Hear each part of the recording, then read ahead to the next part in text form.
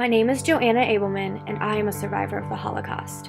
I was only 13 on March 12, 1938, the day the German troops entered Austria, entered my home, and annexed our country into theirs. I was still only 13 during the night of broken glass, the night I lost both of my parents in a violent raid.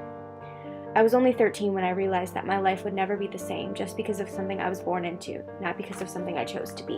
In 1941, I was deported from Vienna to a ghetto called Theresienstadt. It was way overcrowded and dirty, and there was never enough food, but I could usually find a book to read, and I had a friend, a boy named Joseph Bernstein. But despite not being a labor or concentration camp, Theresienstadt was no paradise. The SS guards were mean and would often beat and torment unsuspecting members of the ghetto.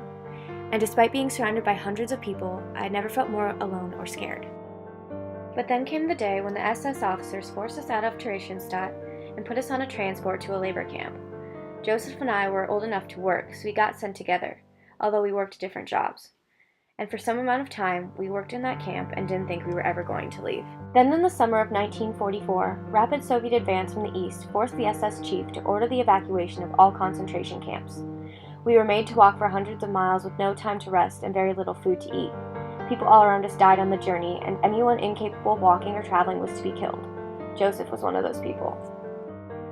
Alone, I ended up in an extermination camp somewhere in Germany. I spent what I thought were my last days eating watery soup and desperately wishing for an end to all of the suffering and loss that I had been through. Then, on January 27, 1945, the Soviet army came and liberated the camp. There were hardly more than 5,000 people left, and we were all mostly ill and dying, but finally, we were free.